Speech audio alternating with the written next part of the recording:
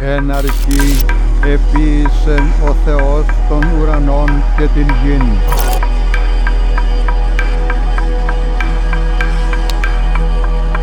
Το καλοκαίρι του 2024, στα αστερούσια όρη της Κρήτης και στην Ιερά Μονή Κουδουμά, γεννήθηκε ένα καινοτόμο βιωματικό εργαστήριο οικοθεολογίας και πολιτισμού.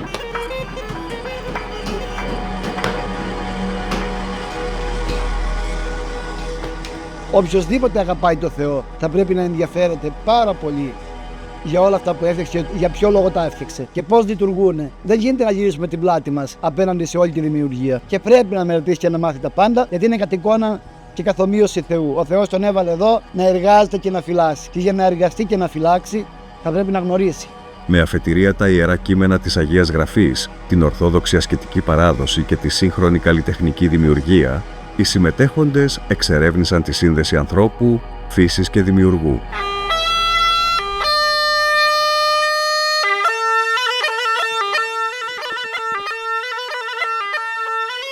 Θεολόγοι, μουσικοί καλλιτέχνες και επιστήμονες του περιβάλλοντος ένωσαν τη φωνή και τη γνώση τους, φωτίζοντας την πνευματική ευθύνη του ανθρώπου για τη φροντίδα και την προστασία της δημιουργίας. Άρα οι ήχοι που ακούσαμε στο Τάλαντο και είναι ήχοι παγκόσμιοι, τους άκουσα και από Ινδιάνους, είναι ήχοι που μας παραπέμπουν σε πολύ βαθιά ερωτήματα. Στο κορυφαίο δηλαδή ερώτημα, πού ακριβώς βρισκόμαστε. Σεβόμενοι κάτοικοι των αστερουσίων, το σχεδόν άγωνο περιβάλλον με ορθολογική χρήση αντλούσαν από αυτά ό,τι παρήγε. Σκουπίδια δεν υπήρχαν και δεν ρείπαιναν το περιβάλλον, γιατί το πλαστικό και οι μεταλλικές συσκευασίες δεν είχαν κάνει την εμφάνισή τους και οτιδήποτε περίσσευε αποτελούσε τροφή των οικόσιτων ζώων. Όσο πιο πολύ επαφιερχόμαστε με το χώμα, τόσο πιο δυνατό ανοσοποιητικό σύστημα φτιάχνουμε. Ο Άγιος Πορφύριος έλεγε, όταν είστε χάλια, να αγκαλιάζετε τα δέντρα. Και γι' αυτό οι Φιλανδοί τα παιδάκια τους τα αφήνουν και παίζουν από μικρά μες στο χώμα να ιερώνονται κτλ. Και επίσης έχει θεραπευτικές ιδιότητες και συμβουλεύουν οι ψυχίατροι σήμερα την επαφή με το χώμα. Σε ένα γραμμάριο χώματος υπάρχουν περίπου 50.000 είδη μικροοργανισμών και σε ένα κουτάλι του γλυκού χώματος υπολογίζεται ότι υπάρχουν περισσότεροι μικροοργανισμοί από τον αριθμό των ανθρώπων στον πλανήτη. Το φαντάζεστε? Ναι. Τι μικρός είδαν μέσα στο χώμα αυτό που πατάμε και το νομίζουμε για τίποτα. Όταν ασχολούμαστε με δημιουργία, ουσιαστικά στη βίβλο ο Θεός μας παραπέμπει στην αναδημιουργία. Το πώς μπορούμε να ανακαλύψουμε ένα καινούριο κόσμο. Πώς μπορούμε να ανακαλύψουμε νόημα στη ζωή. Τα αστερούσια και ειδικά η Ιερά Μονή Κουδουμά δικαιούνται να σεμνύνονται, διότι σε όλες τις ιστορικές περιόδους υπήρξαν φυτόρια των γραμμάτων. Εκτός από τη φυλάγρια φιλοσοφία σε αυτά, σε χαλεπούς καιρούς λειτουργήσαν σχολεία. Ο τρόπος που αντιμετωπίζουν σε τόσο δύσκολη περιοχή να μαζευτούμε ανθρώποι, από τους οποίους βρήκα την τελευταία εβδομάδα τόσα κοινά σημεία, παρόλα αυτά υπάρχει μια ρευστότητα δημιουργική και μια ηρεμία που τη δίνει το τοπίο, το μοναστήρι, και αυτή η συλλογικότητα και το common ground σημαίνει να έχουμε κοινό έδαφος συνεννόησης. Το ανακάλυψα την τελευταία εβδομάδα και είμαι πολύ συγκεκριμένη γι' αυτό. Λοιπόν,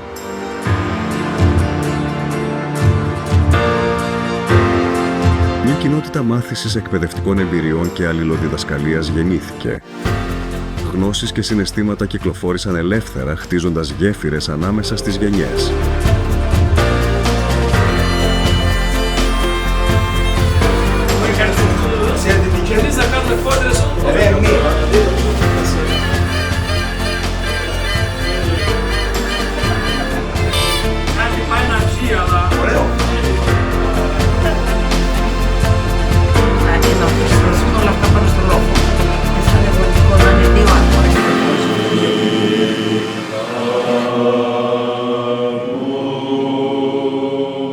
που είναι το γα πρέπει να είναι μία φωνή πάνω από το βου. Όσον αφορά δηλαδή το κατά πόσο η βυζαντινή μουσική έχει κάποια σχέση και εμπνέεται από τη φύση, θα σας απογοητεύσω μάλλον, διότι η έμπνευση δεν προέρχεται από την κτιστή πραγματικότητα. Αλλά η φιλοσοφία τους και η θεολογία τους είναι ότι η μουσική αυτή προέρχεται από την άκτιστη πραγματικότητα. Μία από τις μεγαλύτερες ευλογίες που έδωσε ο Θεός στον άνθρωπο είναι η ανθρώπινη φωνή. Το να μπορεί να χρησιμοποιεί ο άνθρωπος τη φωνή του είναι μία ιδιότητα που βέβαια εξαρτάται από την ακοή και είναι και το μέσο επικοινωνίας, είτε μέσω της ομιλίας είτε μέσω του τραγουδιού. Η κορύφωση του έργου πραγματοποιήθηκε στο ιστορικό μετόχι των Τριών Ιεραρχών, μια μουσικοποιητική γιορτή κάτω από τα αστέρια για την παράδοση, την πίστη, τη γνώση και την ελπίδα ενός κόσμου πιο φωτεινού και ανθρώπινου. Βρισκόμαστε στη Μονή των Τριών Ιεραρχών, στο Λουσούδι. Η Μονή ιδρύθηκε την περίοδο της Βενετοκρατίας, στο δεύτερο μισό του 14ου αιώνα. Ιδρυτής και κτήτορας του μοναστηριού ήταν ο μοναχός Ιωσήφ Φιλάγρης. Είχε σπουδάσει στο Πανδιδακτήριο της Κωνσταντινούπολης. Θα ξεκινήσω λοιπόν με μια τάκα που λέει ο Καζαντζάκης. Είδα μια αμυγδαλιά και της είπα: «Αδελφούλα μου, μίλησέ μου για το Θεό». Και τότε η αμυγδαλιά άνθησε. Καταλαβαίνουμε και συνειδητοποιούμε όλοι το 2024 με την ανομβρία που μας μαστίζει για την κλιματική κρίση που μας ταλανίζει. Καταλαβαίνουμε πόσο σημαντικό είναι να ανθίσουμε. Όχι να προοδεύσουμε, αλλά να ανθίσουμε ως άνθρωποι, ως κοινότητες. Και πιστεύω ότι αυτό το τετραήμερο που ζήσαμε στη Μονή Κουδουμά μας πρόσφερε σε όλους μας αυτή τη δυνατότητα να ακουμπήσουμε το χώμα, να ζυμώσουμε πρόσφορο, να ακούσουμε και να αφουγκραστούμε κείμενα της βίβλου με πάρα πολλή ενέργεια.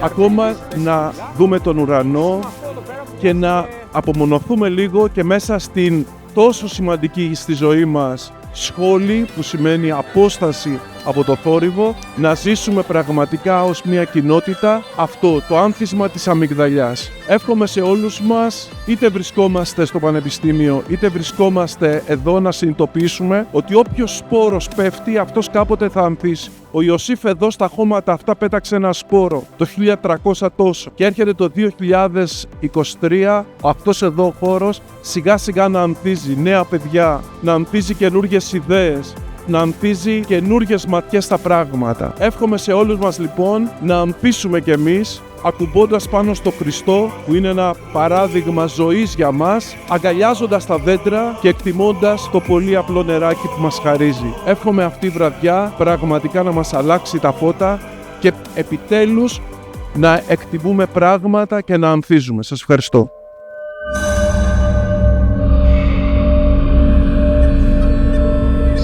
Και δημιούργησε ο Θεός τα μεγάλα κήτη και τα ψάρια και τα ερπετά, τα οποία έβγαλαν τα ύδατα, το καθένα με το είδος αυτού, καθώς και όλα τα είδη των πτηνών, καθένα κατά το είδος του. Και είδε ο Θεός ότι όλα ήταν καλά και χρήσιμα. Και ευλόγησεν αυτά ο Θεός λέγον, αυξάνεστε και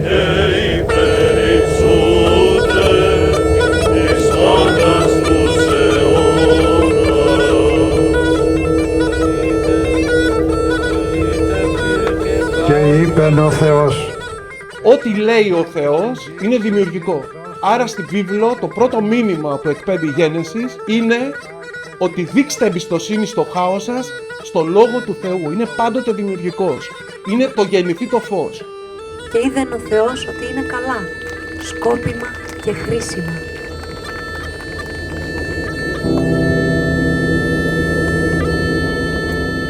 Μη σταματήσετε ποτέ να μαθαίνετε γράμματα. Εκ μέρους της Μητροπόλεως μας και της Ιεράς Μονής Κουδουμά σας συγχαίρουμε και σας χειροκροτούμε. Σας ευχαριστούμε όλους που είστε και πάλι κοντά μας, τους μουσικούς μας, τους φίλους καθηγητές, τους φοιτητές, τα παιδιά που πέρασαν στα νότια εκπαιδευτικά ιδρύματα, όλους εκείνους που συμμετείχαν όλες αυτές τις μέρες στη δράση αυτή που πραγματοποιήθηκε στο μοναστήρι μας. Το Φύσις είναι ένα έργο ζωντανό. Μια γέφυρα ανάμεσα στην Εκκλησία, τον πολιτισμό και την κοινωνία.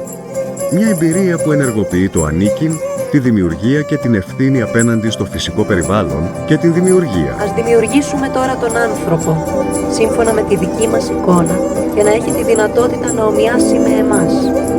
Αυτοί, άνδρας και γυναίκα, ας είναι άρχοντες των ιχθύων της θαλάσσης, των πτηνών του ουρανού, των κτηνών και όλης της γης και όλων όσα έρχονται πάνω στην επιφάνεια της γης. Και το τρίτο μήνυμα της γενέσεως είναι ότι ο άνθρωπος είναι χώμα. Αντάμ σημαίνει ανταμά. Ο Θεός δημιουργεί τον άνθρωπο από πυλό. Και επίσης ο Θεός τον άνθρωπον. Παίρνει δηλαδή τη σκόνη της ερήμου, την αναμειγνύει με νερό και κάνει ένα πολύ όμορφο άγαλμα. Αυτό όμως το άγαλμα είναι η ζωντανή παρουσία του Θεού στο σύμπαν. Το σύμπαν σύμφωνα με τη γέννηση είναι ένας ναός. Είναι μια όμορφη εκκλησία, όπου αντί για κάποιο άλλο άγαλμα ο Θεός, για να σηματοδοτήσει την παρουσία του, βάζει μέσα σε αυτό το σύμπαν που ζούμε τώρα εδώ στα αστερούσια, καθέναν από εμάς ξεχωριστά, άντρα και γυναίκα, και αυτό είναι πολύ ριζοσπαστικό. Σε όλες αυτές τις ζωντανές υπάρξεις δίνω επίσης ως τροφή το χλωρό χορτάρι της γης. Και έγινε όπως ο Θεός διέταξε. Και είδεν ο Θεός τα πάντα όσα επίησε και ιδού καλά αλίαν. Και γένετο εσπέρα και γένετο πρωί ημέρα έκτη. Και σήμερα εσμίξαμε σε αυτό τον Άγιο τόπο έργο να καμερώσουμε αλωτινό ανθρώπο που πριν αιώνες ήρθανε εδώ να κατοικήσουν και με τις φύσεις ομορφιές πολιτισμό να ζήσουν. Η βραδιά απόψε πρέπει να ονομαστεί Βιβλική Αποκάλυψης. Και εύχομαι αυτό το αφιέρωμα να αλλάξει λίγο τη ματιά μας απέναντι και στο χάος που κρύβουμε μέσα μας και στη δημιουργία που δεν εκτιμάμε γύρω μας.